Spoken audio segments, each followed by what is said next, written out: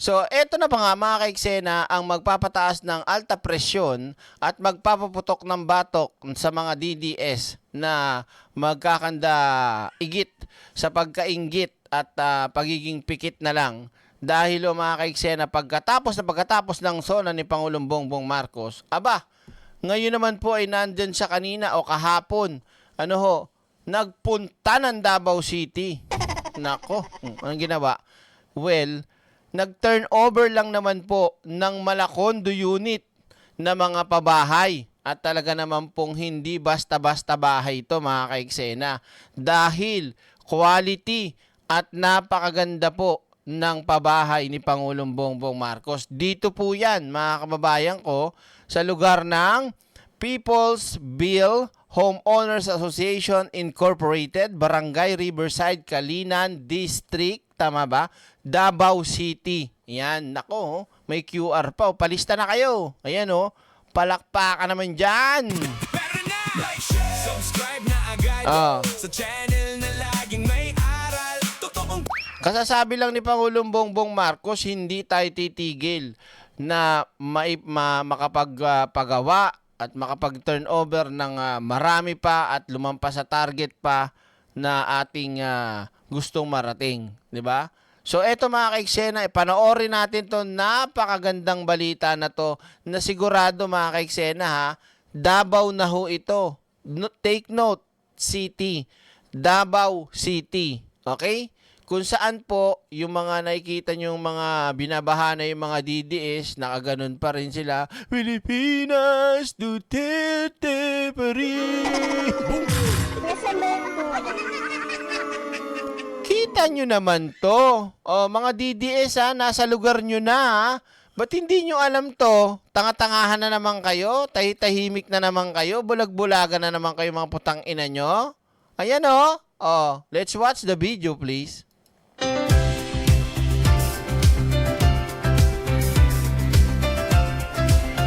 Tignan nyo naman! Alam nyo kung itataas pa to, yung mga halimbawa mga hanggang 28th floor, 30 floor, ganyan, para ng Korea style mga kababayan ko. Hindi, pero hindi, yung Korea maabot na mga 12, ganyan, o mga 15, may mga ganon. Mga matataas talaga. Pero ito mga kaiksena, ilang floor ba yan? 1, 2, 3, 4, 5. Tingnan nyo, ang ganda Diba? Hindi basta-basta ang disenyo at quality. At nakakita nyo naman sa taas mga kababayan ko. Meron talagang source ng tubig. Tapos, feeling ko magkakasolar pa yan. Baka may solar pa nga yan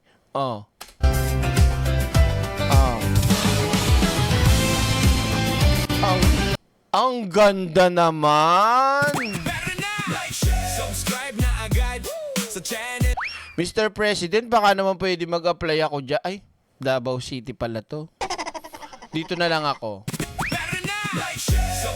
Mahirap na. Nandiyan ang mga mamamatay tao. 'Di ba? Andiyan ang mga kriminal nandiyan. Kita nyo naman ang ganda Ano yung mga pinto na maliit na nasa baba? Para sa mga aso ba yan? Ano yan? Ba't may mga ganon? Ba? Parang ano pa yata ito Parang pet friendly pa yata Uy, ingin mo siopaw, sigaw ka na sigaw dyan. Tingnan nyo Ay, iba. Alam nyo, ito real talk Yung mga nakikita nyo, display unit yan. Okay? So, binibigyan, kasi ibang mga DD shit, bobo. Boom! Makikita nila ganyan. 'Di ba? Siyempre, display unit Tapos, halimbawa, nag-turnover na. Tapos may magpo-post ng mga, hindi maiiwasan mga kababayan natin na nag-turn on, na nabigyan ng pabahay. Tapos, walang ganyang itsura, as in plain. Natural. 'Di ba?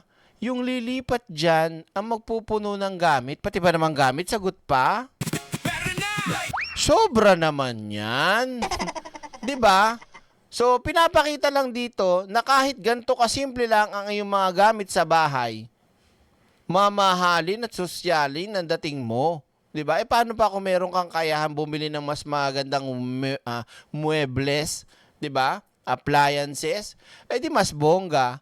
Eh kaso nga, bobo yung mga DDS. Kapag may nag-post na walang laman, sasabihin, ninakaw daw yun. Sasabihin, budol daw. Wala daw mga gamit sa loob. Tanga! Di ba? Mga DDS talaga tanga eh. Pati pa naman yung mga display unit, model unit. Di ba? Correct. Kaya nga may ganyan para may idea sila kung paano ang style, setup na gusto nila. 'Di ba? O pang ilang tao. Kung gusto nila, yung washing machine nandiyan sa pintuan. 'Di ba? Oh, tuloy natin ang ganda eh. Oh. Oh, kita nyo naman, 'di ba? Oh. Ang proyekto na ito is Uy! Ito gusto ko mga kaiksena, yung pag nasa labas ka ng unit mo, yung may ganyan, may mga grass na ganyan na pwede kang maupo, tapos tatawagin mo yung kapitbahay mo, chismisan kayo hanggang maghapon. Ayan o, ang ganda o. Diba? Yan ang gusto ko, may mga halahalaman.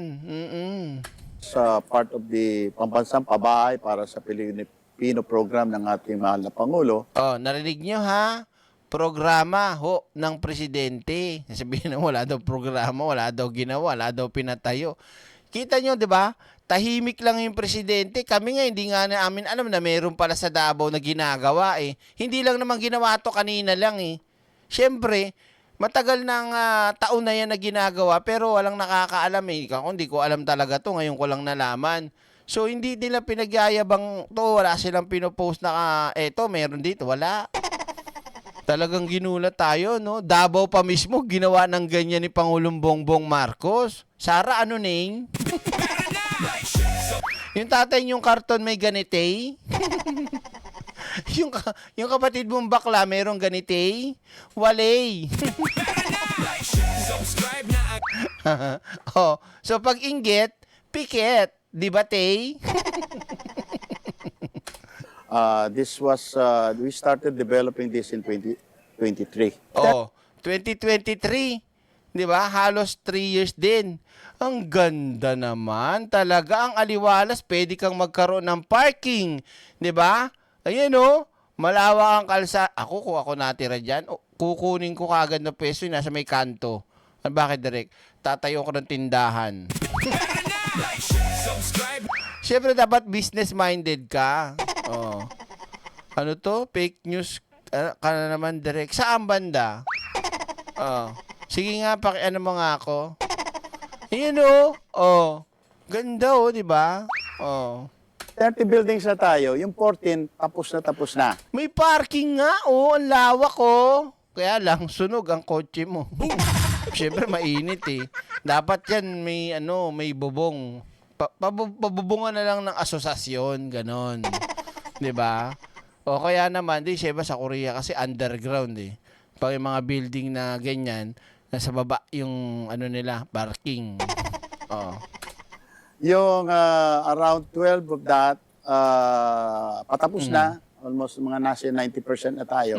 Then another 4 buildings. So, all in all, we have 30 buildings na all over here. So, ang remaining buildings natin, 40. Ayun o. Dinaanan na ng malakas na earthquake ito.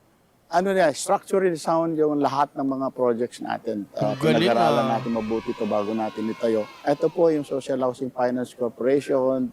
Mandato natin talagang gumawa ng mga social housing programs para sa mga formal and informal settlers na nandun talaga sa mga mababang kita na kababayan natin na hindi kaya magkabahay kung hindi natin to sila tutulungan. Narinig nyo mga kababayan ko ha?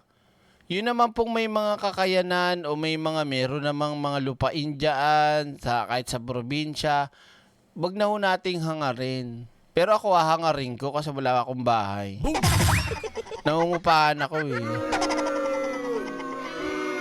Baka naman po pwede ako. Baka meron pong ibang housing dito sa Maynila, wag na lang dyan sa Davao. Dito na lang ako sa Maynila, Mr. President naman. 'Di ba? Oo. Hoy! Gising! Sigaw na naman si Siopaw. Josia Son. Maraming thank you po. 'Di ba? Anong alit yung sinabi niya? Nakalimutan ko tuloy sasabihin ko. na kababayan natin na hindi kaya magkabahay. Yun. So, sinasabi dito, doon to para sa talaga sa mga kababayan nating hirap. Mga informal settlers, ganyan. Sa Rizal Direct meron na. Hindi ko alam eh. Oh. Tapos magugulat ka, Edward Budget, ano? Ang mga nakatira na dyan, puro DDS pa rin, ano? Subscribe na.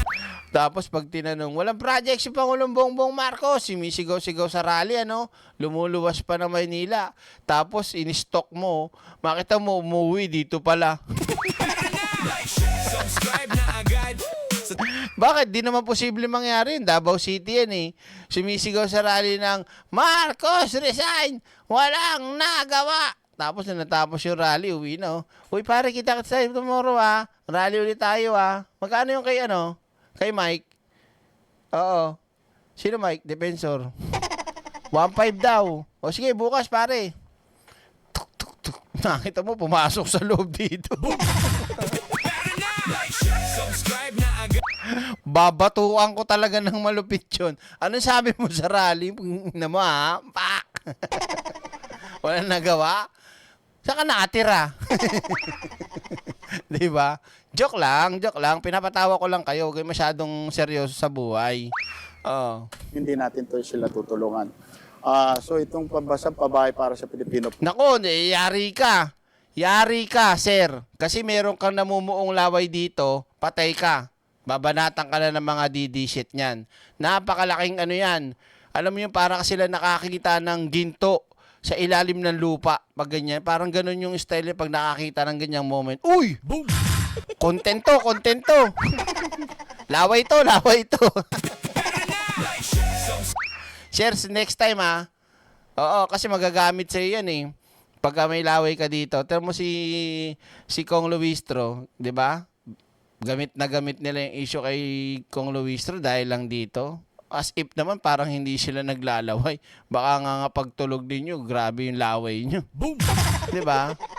Yung napaka-nonsense na mga issue ng DDS, laway, itsura, di ba? Oh. program number 1, mura na yung pagkakagawa dahil gobyerno tayo, Oo. mas na papababa natin ang Oo. construction cost. Unang-una, nung pagbisita niya kanina, napansin niya na umikot siya maraming mga bata. Oy! So sabi niya sa amin, baka kailangan natin maggawa ng sariling eskwelahan at iba pang pasilidad para doon sa mga bata dito mismo sa loob ng development. Ang Pag-ibig po, Pag-ibig Fund, no, sa pangunguna ni CEO Malen, meron po tayong 3% home loan program under the 4PH. Ang ibig pong sabihin nito, kagaya po dito, ang isang unit po dito, dahil ito ay condominium, 1.45 million pesos po per unit. Oh. May dalawa po tayong option. Yung buyer po, yung beneficiary, pwede siyang pumili kung gusto niya yung level na amortization, ibig sabihin, mula simula hanggang dulo, equal yung hulog niya, 4,600 ang hulog nito. Pag pinili naman niya yung graduated, ibig sabihin, magsisimula muna ng mababa at unti-unting tataas. Ang unang hulog niya lang is only 2,300 pesos per month. So yun po yung epekto ng 3% na napakamura po nito pag kinumpara nyo po sa mga bangko na nagbibigay ng mga home loan. Pwede. Kasi, bukod sa nandiyan ka na, nagbabayad ka, hindi dahil sa nagbabayad ka na upa mo lang. Binubuno mo na sa'yo na. 'Di ba? Sa'yo na to pagtapos. Hindi, tulad ko, ang tagal ko na nangungupahan. 'Di ba? Oh. So ngayon, sayang yung inuupa ko, 'di ba? Eh kung yung inuupa ko na yun, rent to own na. Sana ganun. Wala, hindi eh. Boom. 'Di ba? Oh. Maglalab So, ayan, tama yan sinabi mo, BMB, Catherine Lab. Isa sa magiging katangahan na naman ng mga DD shit, bakit may bayad? Akala ko ba libreng pabahay? Boom. Subscribe na agad.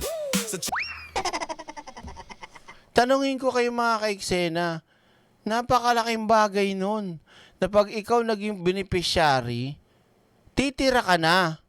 Ngayon, Maghuhulog ka, hindi lang sa upa na sinasabi, kung hindi, sa'yo na.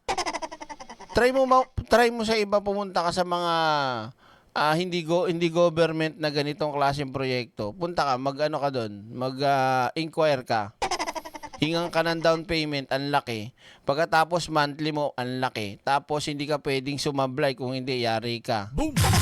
Reservation pa nga lang, doon pa lang, sibak ka na eh. Oh. Naklang kumbete talaga. Mga DD-shit, ganyan malamang iisipin yan. Ba't may bayad? Mahal naman. Ina mo, dito ka matulog sa kalsada. Gunggong. Boom! Oh. Pwede ka pa mag-advance payment. Oo.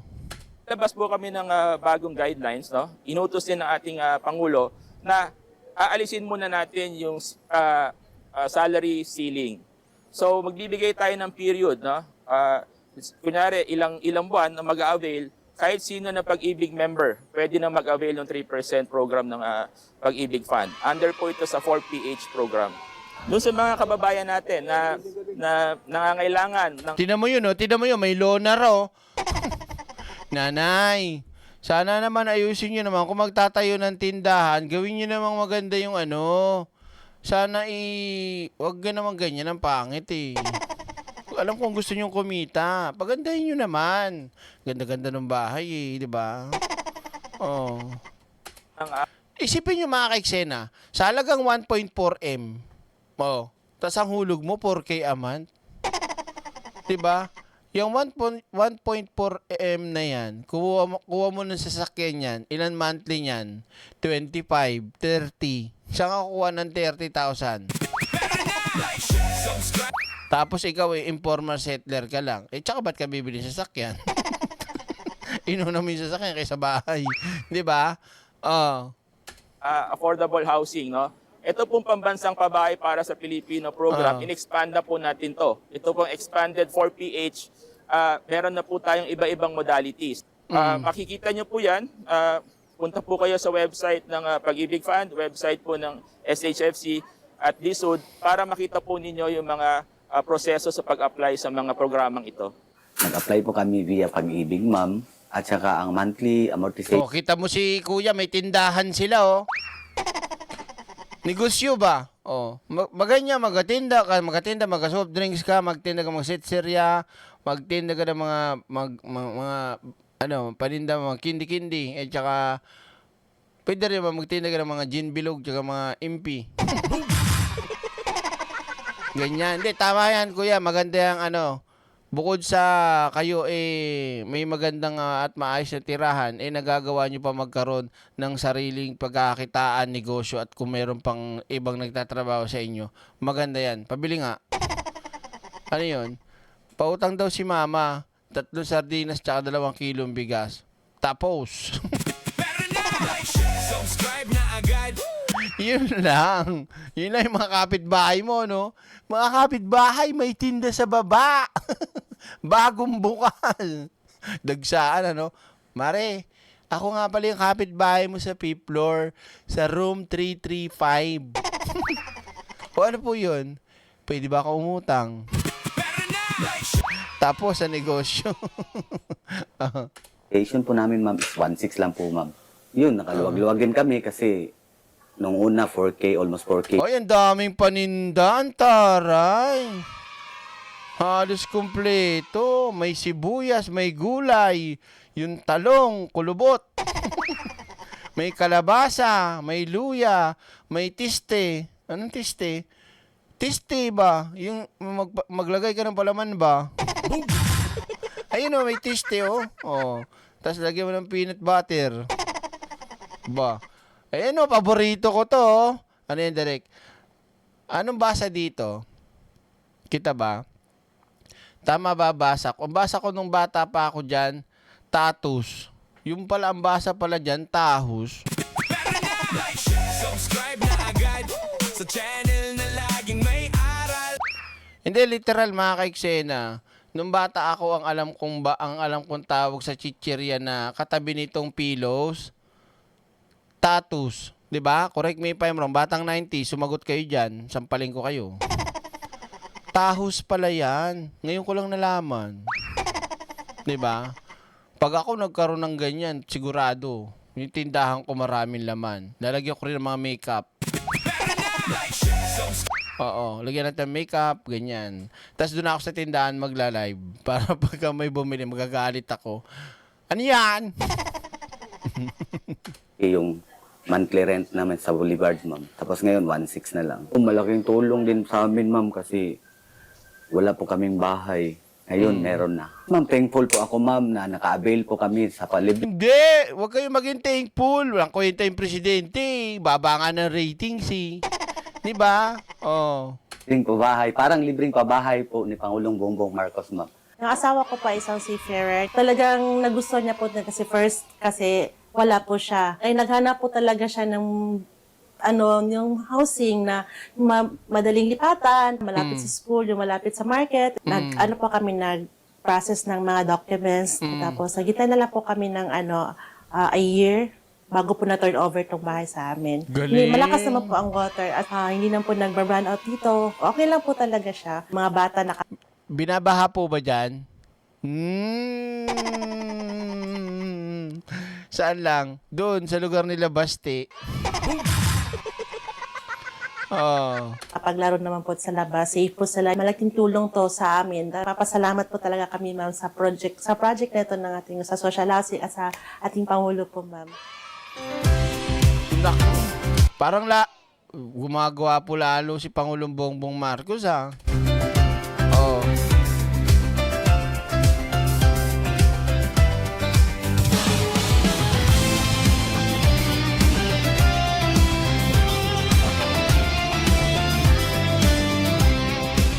Ang ginagawa natin ngayon, hindi lang tayo gumagawa ng bahay, gumagawa tayo ng community na Yun. kumpleto na lahat.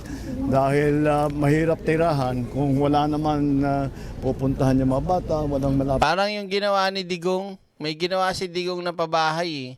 Yung hindi malipatan, hindi mapuntahan, ayaw tirahan, kahit nilagay na sila doon yung mga informal settler. Hindi ko lang matanda kung saan lugar yun eh. So, inilipat, dinala doon. Nag-alisan. Bukod sa nag-alisan, binenta na lang sa iba. Bakit? Ang hirap ng tubig, malayo sa Kabiasnan. Tapos yung programa pa ni Digong din na pabahay. Oh, ayun. Ang ganda, ang laki ng pondo. Ano nangyari? Ghost town. Kinain na ng talahiban. 'Di ba? Hindi natapos, pader lang, walang bubong. 'Di ba? Tinambay na ng mga adik. Ganun yung mga programa ni Digong na babae. Kay Pangulong Bongbong Marcos, talagang quality, 'di ba? Di ka mahihiya. Oh, kahit sa Korea, Japan, Singapore na sobra yaman ng mga bansa, walang libreng bahay. Lahat ng tao doon nagbabayad ng government subsidized housing aka pabahay at low cost for maximum of 60 years. 'Di ba? Oh. Direct may mga DDS kaya na nag-avail niyan, malamang sa malamang meron. Kapit na palengke, hindi malapit sa trabaho. Oh. Yun ang mga tinitignan natin. Sino nakakaalala nun? Ha? Sino nakakaalala nun na housing project ni Digong? Hindi na tinirhan ng mga... May natumira, mangilan-ngilan lang. Kasi nga naman, kulang-kulang. Pagdating sa tubig, pagdating sa kuryente, tapos tinurn over yung bahay, walang pinto. walang inidoro. Iyon ang project ni Digong. Galing ano? Kinakain ng damo, yung buong bahay. Pag turnover sa'yo, ikaw na maglinis. Di ba? Ay, nako talaga ito mga DDS talaga. Oh. May video yun eh. Di ba? Oh, pinakita ko nga, di ba? Kaya lang, ang tagal na nun eh. Halong kating ko pa. Baka mamaya, alas 6 na tayo na umaga bago ko makita. Oh. Natin, hindi lang yung pagpatayo ng bahay. Oo.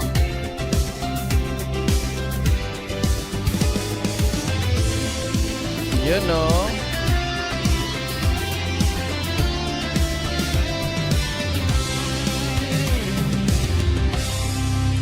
Wala ba kayong mga kamay?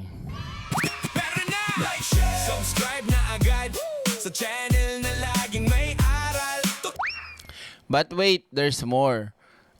Ito pa mga ka-eksena, ito naman, papakita ko sa inyo yung full media statement ni Pangulong Bongbong Marcos. Kasi yung kanina, yung sinundan, maiksi lang. Ito buo, para mas maganda yung mensahe ng Pangulo. Ito statement niya. Sir, how is this compared to Bliss? To? Bliss, your mother's Bliss. Well, it's bigger and higher compared kasi syempre we are progressing now at hindi na tayo kasi dati it was house and lot talagang pinag-uusapan except sa cities na ginagawang mid-rise. Dati 5 stories. So ito ganun din 1, 2, 3, 4, 5 pero mas malaki yung building. Maraming salamat, Jasmine M. Official. Thank you po. At hindi ganito karami sa isang development. So we're looking just to see. Hindi pa tapos to.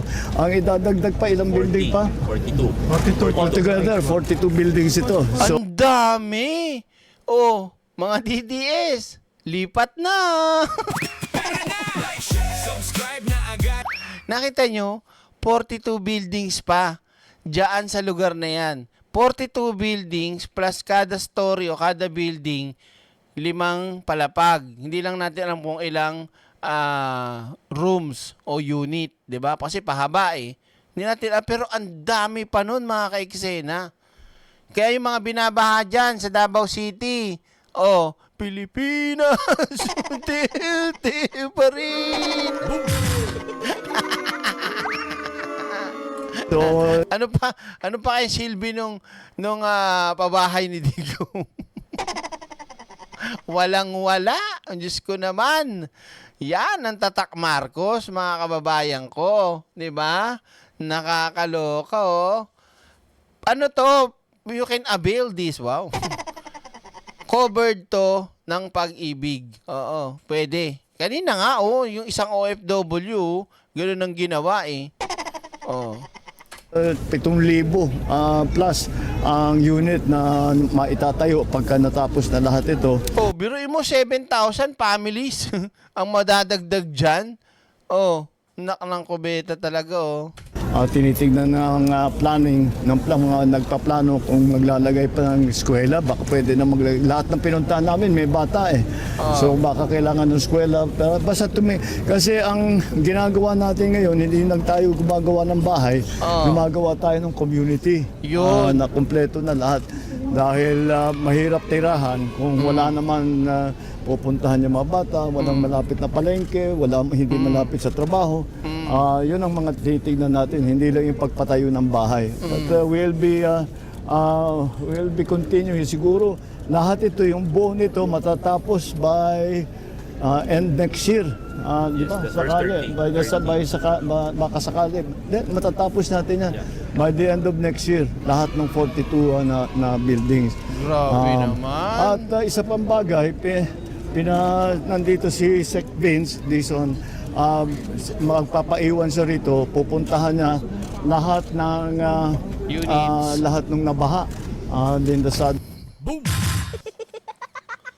Magagalit na naman sa inyo niyan, Mr. President, yung mga DDS kasi binanggit nyo yung baha. Lalong-lalo na itong putang ina si Bongo. Sasabihin na naman ni Bongo, wag politikahin yung nabaha. 'Di ba? Samantalang narinig naman natin para inspeksyonin at kung ano yung pwedeng maging assessment at tulong ni Sec Vince at pupuntahan niya yung mga nabaha.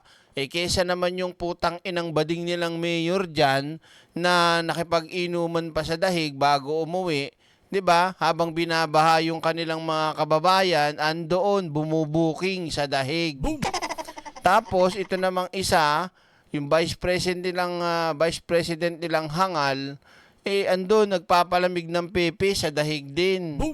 Sipin nyo yan mga kababayan nila sa Davao binabaha pero sila nasaan? Nandoon sa ibang bansa, pasarap buhay. Di ba ka, Rudy? Tuloy, Mr. President, ano nga ulit po gagawin nyo at inuutos kay Sec Vince? si Sec Vince Dizon, magpapaiwan siya rito, pupuntahan niya lahat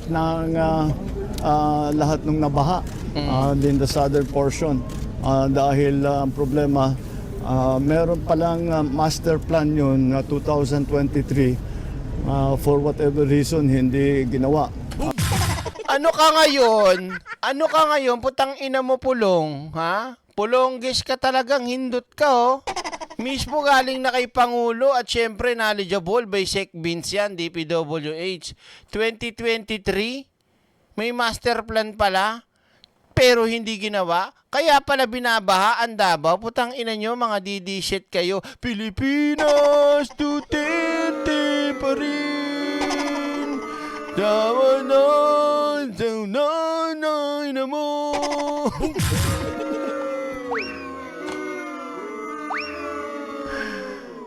Ayan o, sinabi na o.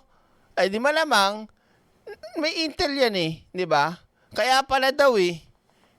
Mr. President, pakiulit nga, mga bingito, mga DD shit talaga. Nagbibingi-bingihan talaga yung pagkaganyan ng mga naririnig nila, lalo na to si Bongo. Oh, ma-high blood pa yun, pumutok-batok. Oh. Dahil ang problema, meron palang master plan yun na 2023. Oh. For whatever reason, hindi ginawa. Baka ghost project din yan. Pero na, subscribe na agad sa channel na laging may aral. Totoong kwento, totoong Hindi pa, Mariam, send mo nga sa Facebook page ko. Ano bang pangalan mo sa Facebook page para hindi ako nalilito? Kasi minsan, alam nyo hindi ako nagbubukas basta-basta sa Facebook page eh, ng mga message. Lalo pagka hindi pamilyar eh. Kaya magpapakilala kayo Direk, ako si ganito sa YouTube channel. Ako si M. Jollyland. Ganun, para na natin, na kumbaga, ay, hindi to kalaban, hindi to ganito. Diba? Tuloy tayo. Doon sa yung mga ibang project, kaya't babalikan natin para yung master plan na para doon ay matapos na. Oh, kita mo? Paano na yung 51 billion? No? Nasaan ba yung tubo? Nakakaloka. Tuloy tayo. Para hindi na tayo makakakita ng baha na kagaya ng nakita natin recently. So, popondohan agad, sir, yung sa JICA? Actually, it is already, kasi pag-ibig is, paanin ng pag-ibig eh. Oo. Alright. Thank you so much. Grabe, no? Kaya talaga mga kababayan ko, nakakaawa yung mga kababayan nating mga DDS na naging naging tawag dito, naging mga tanga na, naging mga bobo na, 'di ba? Dahil sa kanilang pagiging kulto, pagiging mga loko-loko. Hindi na nila alam ang ginagawa na nila, yung mga naiisip nila, tama pa ba? 'Di ba? Nakakaawa. Kasi biruin nyo, no? Talagang kahit hindi ko alam, wala akong problema sa sa survey eh. Kahit mataas pa si Pangulo, mababa si Pangulo, sadsad si Pangulo, wala akong pakialam doon eh. Bakit? Kasi ako, tulad ko, bilang isang political vlogger, nakikita ko kasi yung ginagawa niya eh. 'Di ba? Sinishare ko nga sa inyo eh.